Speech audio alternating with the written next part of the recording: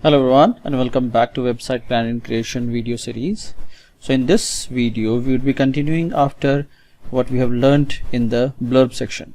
So till now we have learned all about the accordion, audio, bar counter, blogs and blurb. Let's continue with the buttons. So buttons are the simple modules that we can embed at any point of or any place in our website where you want to have certain clicks, or suppose if there is any action that we want to take and we want the users to click on a button, so we can very easily create a button out there.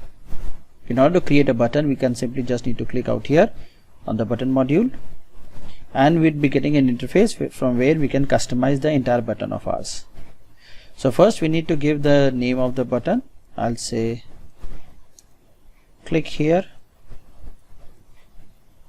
and the button URL would be, suppose, Amazon, and I want the button to open in new tab. Once the normal setting has been done, let's now dive down to the designing of the button section. In the designing of the button section, we can just align whether the button text should be centrally aligned or left or right side justified. So I'll say it should be centrally aligned, and I'm getting an option to customize the style for the button. So I want to little bit give a styling to my button. I can select the button text size. I can even select the text color which is appearing on button. I can even select the background color of the button. For example, I want the button color background to be grayish, so I can select the color from here,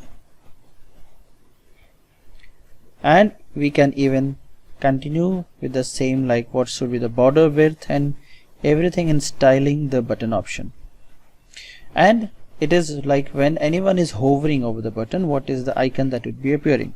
So suppose when anyone is hovering over the button, I want this kind of icon to appear. Let's select any one of the icon which is appearing, and this time I want to select an icon something like a cloud, right? Let's go ahead with this and let's see how is the button appearing.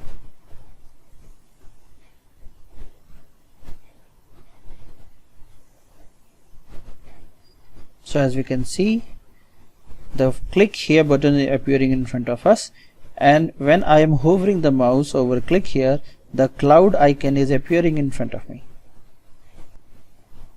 So similarly, we can customize more of the button styling option. Like as we can see, the button background color was gray and the border color was coming out to be blue.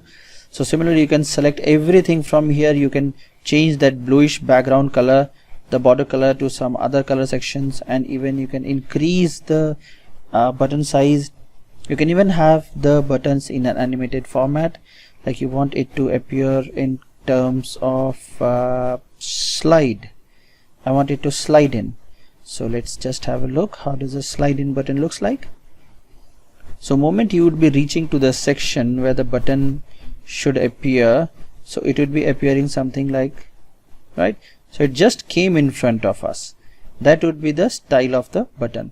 So let's do one thing. Let's have a look in the front end. So in order to do that, we just need to click on this preview button option.